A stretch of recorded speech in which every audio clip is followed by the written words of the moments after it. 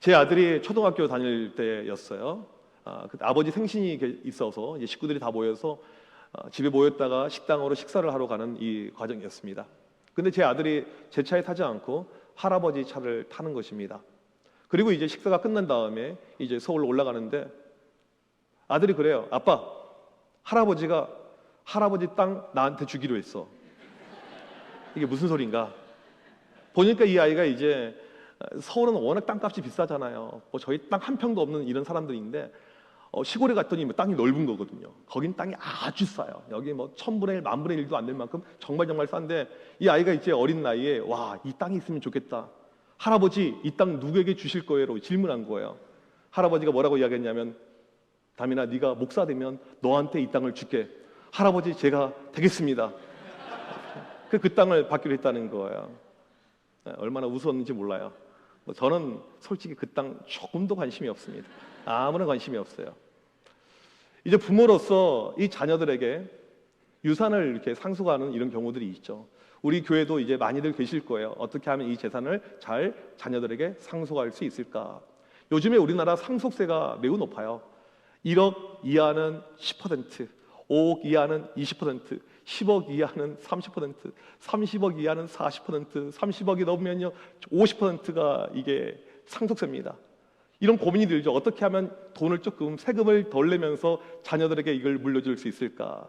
또 자식된 입장에서는 어떻게 하면 부모님 것을 잘 받을 수 있을까? 이런 마음이 충분히 우리 가운데 있을 수 있을 것입니다. 오늘 저는 여러분들에게 이 질문을 하면서 말씀을 시작을 하려고 합니다. 정말 우리가 자녀들에게, 후손들에게 물려줘야 될 것이 무엇인가?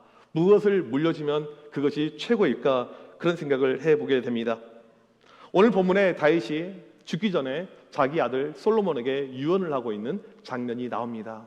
이 다윗은요, 하나님께 온갖 복을 다 받은 사람이에요. 옛날에는요, 사람의 수명이 40에서 50이면 죽었습니다. 다윗은요 70까지 살아요. 그것도 건강하게.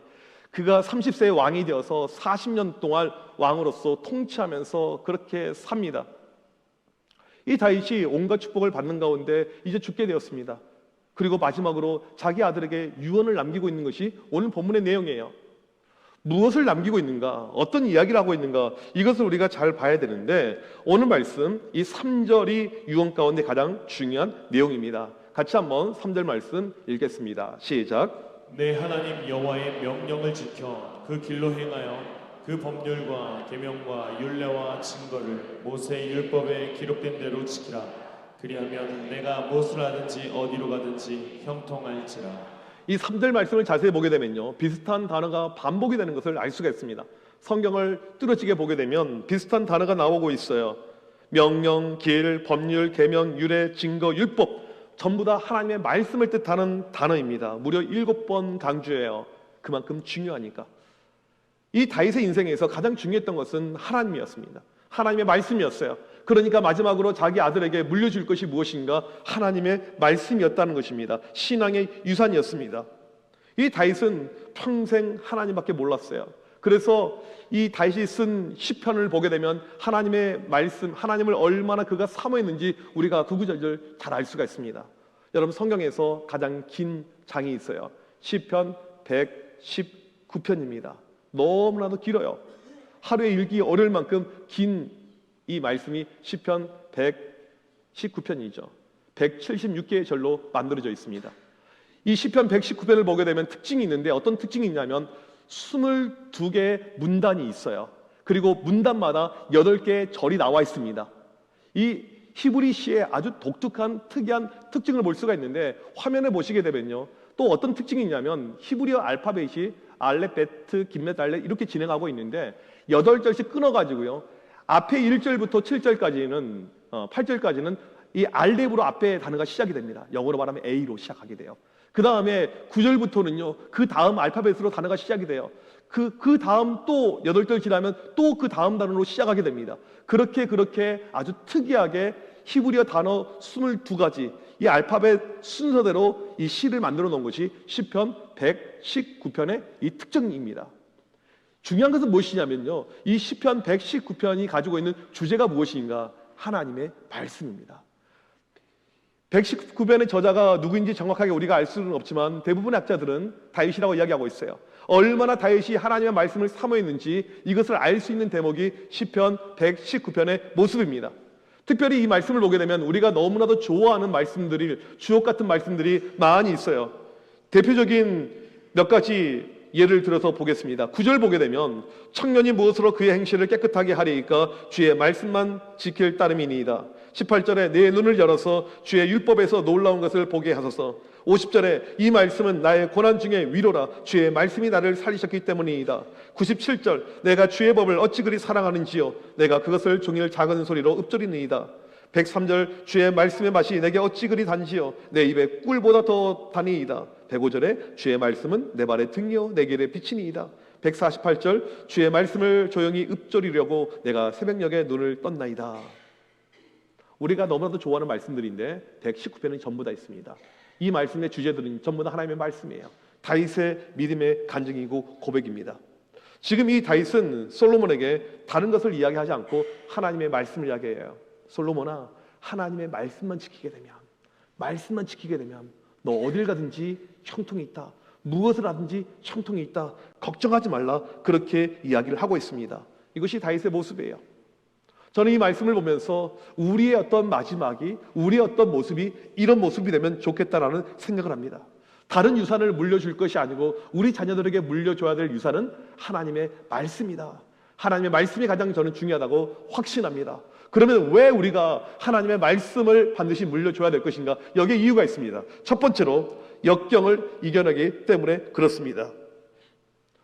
이 시대의 어떤 모습을 보게 되면 풍요가 넘치고 있는 시대입니다. 우리나라 얼마나 잘 사는지 몰라요. 저희 교회 특별히 청파동, 만리동 이 지역에 있는 우리 권사님들 신방을 가보게 되면 이 60년대, 70년대 서울에 올라와서 상경에서 정말 힘들게 자수성가하신 분들이 많이 계십니다.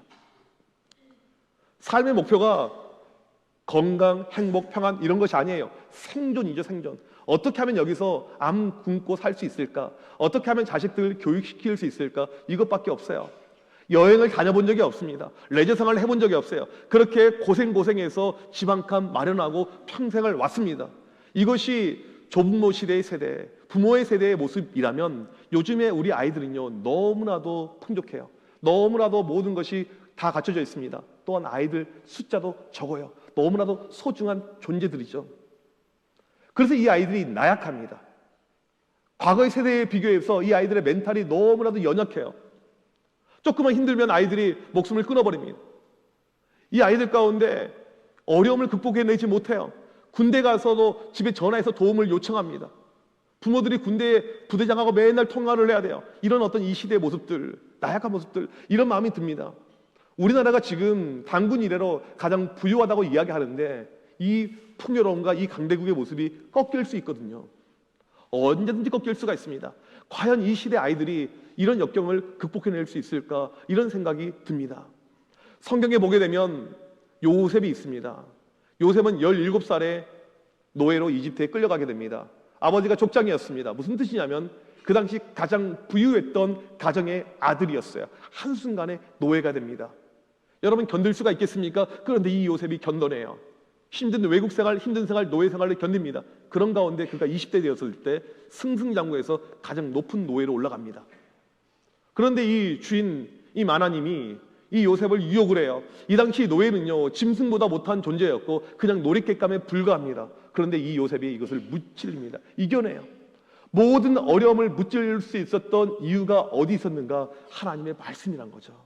어린 시절에 청소년기 때 배웠던 들었던 그 말씀이 요셉에게 삶의 힘이 되어서 이것을 역경을 이겨낼 수 있었다는 사실입니다. 우리 자녀들이 고난과 역경을 이겨낼 수 있는 유일한 비법은요 하나님의 말씀입니다. 여러분 교회를 다닌다고 해서요 하나님의 말씀이 들어와 있지 않아요. 지금 이 순간에도 우리 아이들 주일학교 예배 드리고 있지만 예배 참석한다고 해서 말씀이 들어오진 않습니다. 부모의 역할은 무엇이냐면 자녀들에게 하나님의 말씀을 들려주는 역할이에요. 할아버지 할머니의 역할은 무엇이냐면 이 자녀들이 말씀 가운데 살 수 있도록 인도해 주는 것이 그 역할이라는 사실입니다. 미국인들이 가장 존경하는 대통령은 늘 아브라함 링컨입니다. 아브라함 링컨의 인생을 보게 되면 무려 27번의 인생의 역경이 있었어요. 어머니가 돌아가셨죠. 약혼녀가 죽었죠. 새 아들이 죽었죠. 사업에서 쫄딱 망했죠. 정치에 입문해서 10번의 낙선을 하게 됩니다. 이 링컨이 27번의 그 역경이 있었는데 어떻게 극복하게 되었는가? 링컨 9살 때 어머니가 돌아가시면서 이런 유언을 남깁니다. 내 아들아, 이 성경은 나의 부모님께 받은 책이다. 내가 여러 번 읽어 많이 낡았지만 우리 집의 값진 보배이다. 내가 너에게 100에이커 12만 평의 땅을 물려주는 것보다 이 한 권의 성경을 물려주는 것을 진심으로 기쁘게 생각한다. 너는 성경을 읽고 성경 말씀대로 살아가는 사람이 되어다오. 하나님을 사랑하고 이웃을 사랑하는 사람이 되어다오. 이것이 나의 마지막 부탁이다. 여러분, 링컨을 링컨으로 만든 것, 링컨이 모든 역경을 이겨낼 수 있었던 것은요, 하나님의 말씀이었습니다. 우리는 아이들 좋은 교육의 환경들, 물질들, 좋은 학원들, 좋은 어떤 학교들, 이것이 끝이라고 생각하지만 그렇지 않아요. 하나님의 말씀이죠. 우리 자녀들에게 하나님의 말씀이 들어가게 되면 모든 역경들, 위기를 이겨낼 수 있다는 사실입니다. 두 번째로 필요한 것은 말씀의 이유가 정체성이 흔들리지 않기 때문에 그렇습니다. 어렸을 때 교회를 잘 다녔던 아이들이 교회를 떠납니다. 다시 한번 말씀드리지만 언제 가장 많이 떠나냐면요, 초등학교 졸업해서 중학교 올라갈 때 제일 많이 떠나요. 아이들 초등학교 때 우리 부모님들은 애들 만만해 보이잖아요. 근데 요즘 애들이 빨라요. 머리가 상당히 빨리 움직입니다. 초등학교 4학년, 5학년이면 부모 손에서 벗어나려고 그래요. 그리고 이 아이들이 중학교 올라갈 때 벌써 교회를 떠납니다. 교회는요, 일주일에 168시간 가운데 1시간 투자하고 있습니다. 167시간을 아이들이 세상의 가치관과 교육 가운데 빠져 있어요. 이 아이들이 바로 믿음 가운데 살기가 상당히 어려운 것이 우리의 현실이고 모습입니다. 이걸 쉽게 생각하면 안 돼요. 지금 기독교 가정 가운데 신앙의 세대 전수가 이루어지고 있는 가정은요, 15%밖에 되지 않습니다. 쉽게 말하면 할아버지 할머니가 우리 청암교회 잘 다녔어요. 그 후손들 가운데 믿음 생활 잘하고 있는 가정은요, 15%밖에 없다는 것입니다. 쉽지 않은 어려움의 이야기죠. 성경의 모세를 보게 되면 어렸을 때 바로의 공주의 아들로 입양하게 됩니다. 그리고 왕실 교육을 받아야 이집트 사람으로 크게 됩니다. 이집트 왕자가 됩니다. 그런데 그의 나이 40살이 되었을 때 밖에서 소란하는 소리가 있어서 나가봤더니 자기 사람인, 자기 민족인 히브리 사람과 이집트 사람이 싸우고 있어요. 히브리 사람 편을 들어줍니다. 여기서 끝나지 않고 그 이집트 사람을 죽여버려요. 그의 나이 40살 때예요. 왜 이런 일이 발생했냐면 모세의 정체성이 흔들림이 없었어요.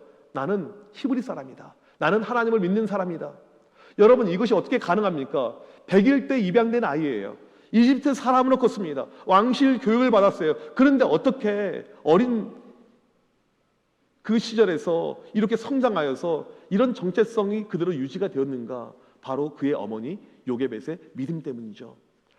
이 요게벳이 유모로 그 집에 들어가게 됩니다. 그리고 모세를, 자기 친아들을 말씀으로 키운 거예요. 그 기간 해봤자 젖 먹일 때니까 우리로 말하면 유치부 때밖에 안 됩니다. 그런데 요게벳이 젖을 먹일 때마다 모세에게 끊임없이 가르쳤겠죠. 모세야, 너는 우상을 믿는 여기 이집트 사람이 아니야. 모세야, 너는 하나님을 믿는 특별한 하나님의 자녀야. 너는 정말 소중하고 귀한 존재야. 여러분, 이것이 모세에게 꽂힌 거예요. 그리고 40살 모세를 정체성 흔들리지 않는 아들로 만든 것입니다. 우리는요, 아이들 임신할 때부터 계속 기도해야 돼요. 뱃속에 있는 아이를 위해서 기도할 때마다 너는 하나님의 자녀야, 하나님의 백성이야. 태어나고 응애 하는 그 아이를 볼 때마다 짜증내는 것이 아니고 너는 하나님의 백성이야. 옹알이할 때 하나님의 백성이야, 하나님의 사랑받는 자녀야, 끊임없이 이야기해주고 그 말씀으로 갈 때 이 자녀가 어떻게 성장합니까? 온전한 정체성, 하나님 자녀의 정체성을 가지고 평생 살 수가 있게 됩니다. 유대인들을 보게 되면 전 세계 인구의 0.2%인데 노벨상 수상의 약 30%를 차지하고 있습니다. 미국 전체 인구의 2%인데 이 유대인들의 어떤 하이클래스 상위권에 위치되고 있는 모습을 보게 되면 너무 말이 안 돼요. 너무 압도적으로 많습니다. 미국 400개 재벌의 23%가 유대인, 미국에서 가장 땅값이 비싼 뉴욕의 맨하탄 빌딩 건물주의 40%가 유대인, 미국 대학 교수의 30%가 유대인, 뉴욕의 의사의 절반이 유대인, 법조계 변호사의 14%가 유대인, 미국 하이클래스 대학의 입학생의 21%가 유대인. 너무나도 심해요. 너무나도 심해요. 지난 2000년 동안 나라도 없이 뿔뿔이 흩어졌던 고난의 민족이 어떻게 이것이 가능한 것인가? 스탠퍼드 대학의 심리학자 젠센 교수가 이렇게 이야기합니다. 유대 민족의 특별함은 그들의 지능에 있지 않다라고 이야기해요.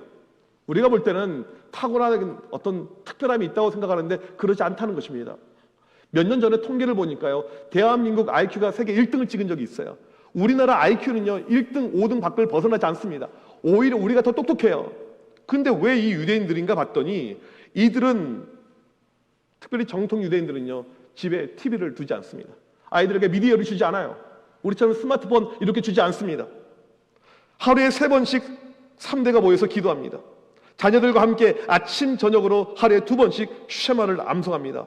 쉐마가 무엇입니까? 신명기 6장 말씀이죠. 하나님을 사랑하는 최고의 메시지 말씀이잖아요. 이것을 아침 저녁으로 끊임없이 암송하는 것, 그것이 그들이 정체성을 가지고 믿음 가운데 사는 모습이라는 것입니다.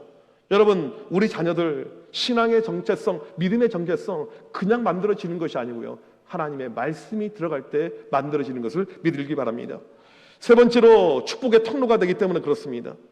부모들이 자녀들에게 원하는 것이 무엇입니까? 자녀들 잘 되는 거잖아요. 복 받는 것이잖아요. 예수를 믿건 안 믿건 상관없이 우리 모두의 바람은요, 자녀들이 형통하게 되는 것입니다. 인터넷에 보니까 무엇이 성공한 인생인가 연령대별로 다양하게 나와 있어요. 10대 아이들이 생각할 때 성공한 인생은요, 성공한 아버지를 뒀으면 성공한 인생이다. 20대 학벌이 좋으면 성공한 인생이다. 30대 좋은 직장에 다니면 성공이다. 40대 2차를 쏠 수 있으면 성공이다.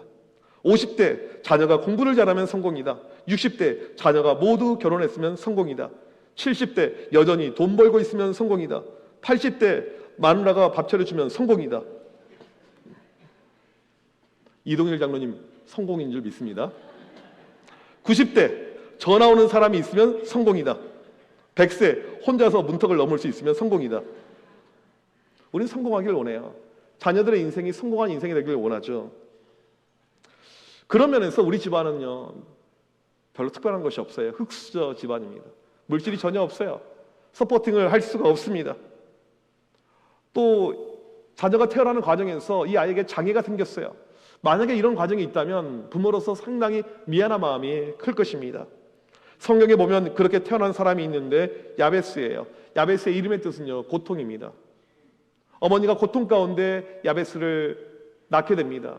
학자들은 난산이 있었다라고 이야기하기도 하고, 아니면 그때 집안의 환경이 어려웠을 거라고 이야기를 합니다. 아무튼 야베스의 탄생은 집안에 고통과 공고를 주었습니다. 그런 존재 있잖아요. 태어날 때 집안이 아주 어려운 거예요. 너 그냥 안 태어났으면 좋았는데 왜 이때 태어났니? 이런 존재가 야베스라는 것입니다. 그런데 이 야베스가 어떻게 됩니까? 성장한 다음에 어떻게 돼요? 역대상 4장 10절 말씀을 같이 읽어보도록 하겠습니다. 시작. 야베스가 이스라엘 하나님께 아뢰어 이르되 주께서 내게 복을 주시려거든 나의 지역을 넓히시고 주의 손으로 나를 도우사 나로 환난을 벗어사 내게 근심이 없게 하옵소서 하였더니 하나님이 그가 구하는 것을 허락하셨더라. 이 야베스가요 하나님께 기도하는 아들이 됐어요. 근데 기도하는 대로 다 응답이 되는 기도의 응답의 아들이 되었습니다. 주님께 복을 달라고 기도했더니 복을 주셨고요, 나의 지역을 넓혀달라고 했더니 넓혀주셨고요, 주님께서 도와주셔서 환난에서 벗어나려고 했더니 다 벗어나게 된 것입니다. 모두가 응답이 되었어요. 야베스는 축복의 통로가 됩니다. 태어날 때는요 최악이었어요. 태어날 때는요 정말 어려웠습니다. 그런데 이 야베스가 축복의 통로가 되었어요. 그러면 어떻게 이 야베스가 기도의 사람이 되고 축복의 통로가 되었는가? 성경에 나와 있진 않아요. 성경에 야베스의 아버지가 나오지 않습니다. 학자들이 추측해 볼 때 이 야베스가 아마도 유복자였을 것이다 라고 이야기를 해요. 그러니까 이 어머니가 임신했을 때부터 이 야베스가 태어날 때 어떤 마음이 있었을까요? 야베스야, 너 아버지가 없지만 너의 아버지 하늘 아버지가 계시니까 걱정하지 마. 우리 집안 돈이 없어서 정말 가난하지만 모든 것이 하나님 아버지의 것이야. 너 걱정하지 마. 인생 하나님께 맡기고 하나님을 의지하면 걱정할 것이 없어. 충분히 그렇게 이 아들을 키웠을 거라고 봅니다. 유대인들은요 엄마들의 믿음이 탁월했어요. 모세를 그의 엄마가 믿음으로 만들었습니다. 디모데를 그의 엄마가 만들었어요. 야베스 역시 성경에 나와 있지는 않지만 그의 어머니가 믿음으로 이 아이를 키웠었을 때, 말씀을 심어줬었을 때 이 아들이 최악의 순간에 태어났지만 가장 축복을 받는 축복의 통로가 된 것을 믿으시길 바랍니다. 정말 우리는 자녀들에게 무엇을 주면 좋을까요? 여러분 무엇을 심어주길 원하십니까? 많은 고민이 우리에게 필요해요. 2주 전에 읽은 엄마의 일기가 하늘에 닿으면이라는 책이 있어요. 이 책은요 정말 감동 있는 좋은 책이에요. 이 책의 저자가 이화정 목사님인데 1994년 2월 21일 날 택시가 후진하다가 어머니를 덮칩니다. 큰 교통사고가 났어요. 이걸로 어머님께서 병원에 1년 가까이 이제 치료를 받게 됩니다. 어머니는 평생 장애를 갖고 살 수밖에 없게 됩니다. 어머니가 병원에 계실 때 한 번씩 집에 들려서 어머니 물품을 챙겨서 보는데 무엇인가를 발견하게 됩니다. 1980년부터 어머니가 예배 시간마다 기록했던 설교 노트. 믿음의 사람들은요 설교 노트를 써요. 설교 노트. 그 다음에 또 한 가지 1990년부터 2020년까지 썼던 어머니의 일기장을 발견하게 돼요.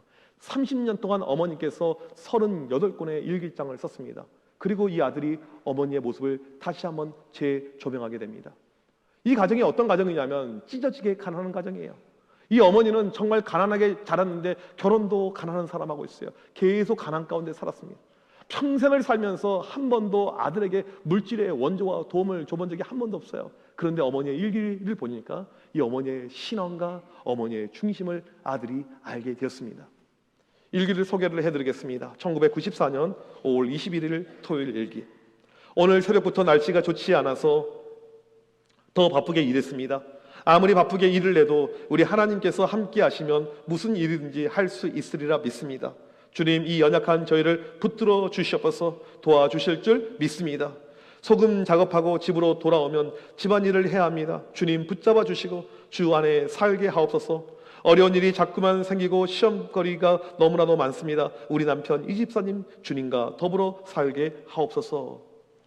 이런 식으로 매일 일기를 썼어요. 이 일기는 말이 일기지 하루를 마감하면서 하나님께 올려드렸던 기도문이었다는 것입니다. 정말 찢어지게 가난했어요. 계속 이사를 다녔습니다. 먹고 살 것이 없으니까 마지막에 원래 살던 고향 전남 신안군 그 섬에 들어와서 염전 일을 하면서 산 것이었습니다. 오직 기도밖에 없었어요. 일기를 읽다가 하루는 아들에게 쓴 그 일기문을 보게 됩니다. 1997년에 그 일기문이에요. 우리 아들이 능력 있는 자나 연약한 자나 모두 품어줄 수 있는 목회자가 되길 기도합니다. 돈 있는 자나 없는 자나 한결같이 사랑해주고 기도해주는 목회자가 되길 기도합니다. 가진 것이 없다고 남에게 무시당하고 손가락질 당하는 사람들 사랑해주고 기도해주는 목회자가 되길 기도합니다. 궁핍에서 고개를 들고 살지 못하는 이들의 손을 잡아주길 기도합니다. 우리는 가진 것이 없이 이렇게 어려운 가정 환경에서 살아왔지만 우리 아들은 능력 있는 하나님의 종이 되어서 하나님의 뜻을 잘 따라서 깨끗한 하나님의 종이 되기를 소망하며 기도합니다. 여러분, 이 어머니의 마음이 느껴지십니까? 아들에게 무엇을 주려고 했는지 그 마음이 느껴지십니까? 이렇게 매일매일을 기도로 일기장으로 하루를 마감하셨어요. 일기를 쭉 읽다가 38권의 일기를 다 읽으니까 어머니의 30년의 인생이 보이잖아요. 자기 태어난 날 그 일기를 보게 되었어요. 여러분, 보통 이제 여자들이 임신하게 되면 얼마나 특별한 순간입니까? 상세하게 쓰잖아요. 임신의 모습, 입덧한 것, 그 다음에 아이가 어떻게 어느 병원에서 태어났는지 이것이 기록이 되어져 있어야 되는데 하나도 없는 거예요. 그냥 하나님께서 너를 우리 가정에 보내주셔서 이 문장밖에 없는 거예요. 너무나도 이상했어요. 어머니 연세가 드셔서 요양원에 계시는데 한 번은 요양원에 어머니를 만나 뵙기 위해서 찾아갔습니다. 이제 어머니가 치매가 들으셨어요. 왔다 갔다 하십니다. 일기도 이제 못 쓰세요. 근데 어머니가 무슨 이야기를 하냐면 내가 너한테 할 이야기가 있는데 실은 너 다리 밑에서 주워왔다라고 이야기하는 거예요. 너 다리 밑에서 주워왔고 내 친아들이 아니지만 내가 정말 친자식 이상으로 키웠다라고 이야기를 해요. 그 순간 이 목사님이 충격을 받아요. 40년 인생을 살면서 정말 처음 받아본 충격입니다. 이게 무슨 소리야? 그리고 삼촌들부터 친척들 연락을 해서 물어봤더니 맞는 거예요. 정말 입양되어서 그렇게 성장을 한 거예요. 너무나도 큰 충격이었습니다. 엄청나게 울었어요. 그리고 시간이 지나면서 자기 마음을 다시 한번 돌이키면서 생각을 해봤더니 너무나도 큰 감사가 떠오른 거예요. 이런 고백을 목사님이 합니다. 나는 다리 밑 개천에 버려져 죽을 수밖에 없는 인생이었다. 나를 낳아준 부모님은 나를 버렸는데 내 진짜 엄마는 나를 살려주고 먹이고 입히고 죽일 힘을 다해 뒷바라지해 주었다. 그리고 나에게 하나님과 예수님을 유산으로 물려주고 하나님을 아버지라 부를 수 있게 해 주었다. 목사가 되고 선교사가 되라며 새벽마다 밤마다 기도하고 헌신하셨다. 자신의 청춘과 삶과 기도를 모두 아껴서 아들에게 쏟아 부어주신 것이다. 여러분, 이 스토리는요, 세상에서 가장 가난한 가정의 스토리예요. 살면서 하나밖에 없는 아들인데요, 아들에게 물질적으로 해준 것이 하나도 없어요. 어떠한 뒷바라지도 해준 것이 없습니다. 너무나도 가난했기 때문에. 다리 밑에서 아이 하나를 이제 주워왔어요. 집안이 가난했어요. 불임이라서 아이도 낳을 수가 없습니다. 그냥 하나 데려온 애를 그냥 키운 거예요.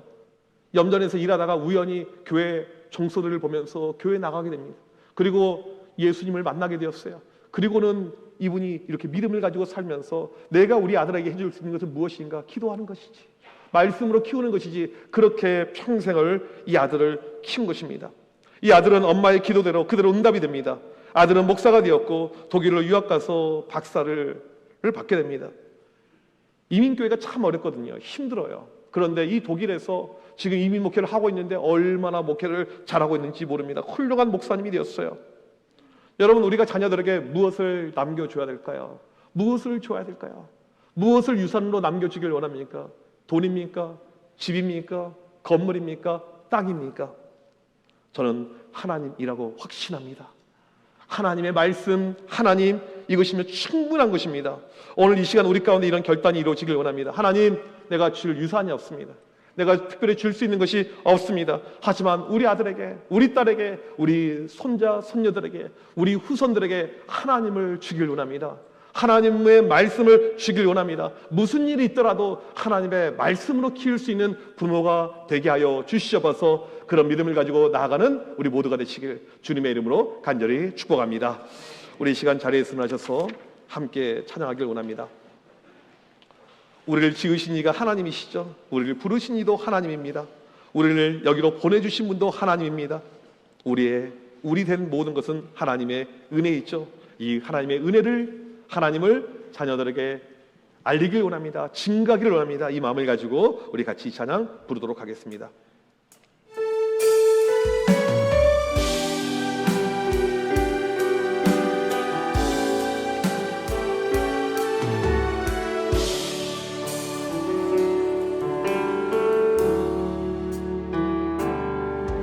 나를 지으신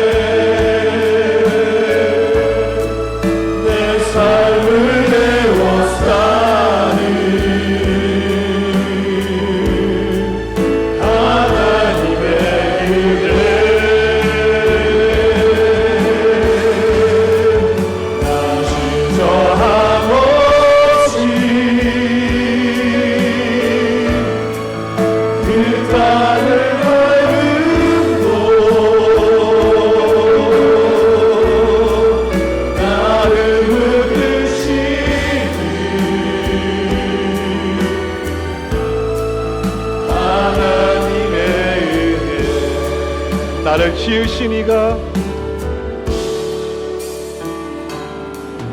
나를 지으신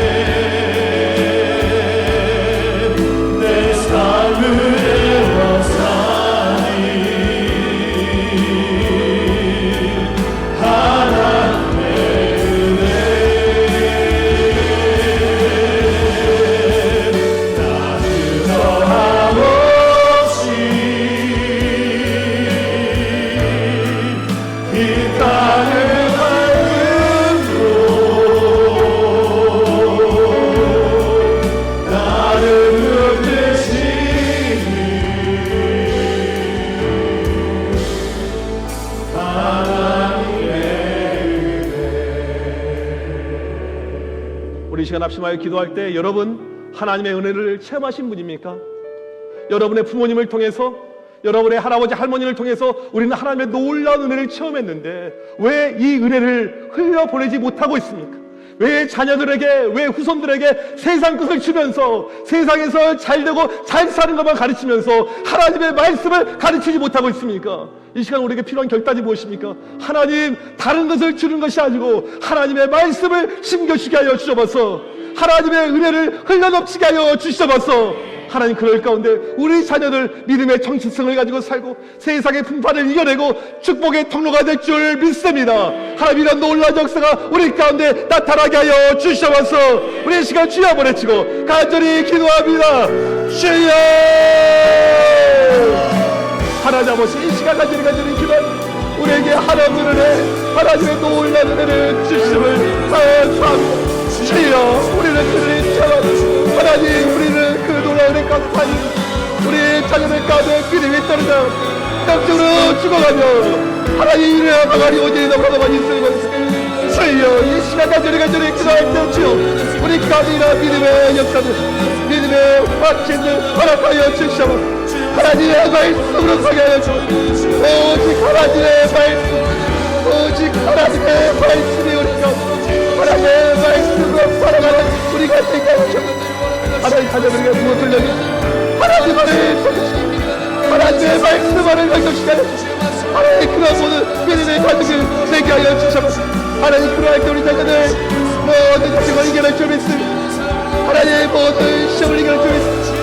모든 정체성을 가지고 살 수 있습니다. 축복의 통로가 될 줄 믿습니다. 주의 역사하여 이 말씀의 역사가 나타나게 주여, 이 말씀의 역사가 주여, 이 말씀의 역사가 나타나게 간절히 주는 기도니 하나님 역사에서 하나님 시험하여 주옵소서.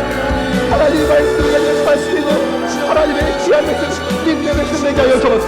어떤 순간에도 하나님을 붙잡고 주여, 믿음 가운데 살 수 있는 믿음의 백성 되게 하여 주옵소서. 하나님, 우리를 붙잡아 주옵소서. 하나님, 믿음의 가정들로 세워주시옵소서. 하나님, 신의 믿음이 있도록 믿음의 연락까지가 나타가 보시옵소서. 하나님, 우리 가정 믿음의 백성을 여겨 믿음의 자녀에게 하셨습니다. 언제나 이 믿음을 가지고 살 수 있는 귀한 백성에게 하셨습니다.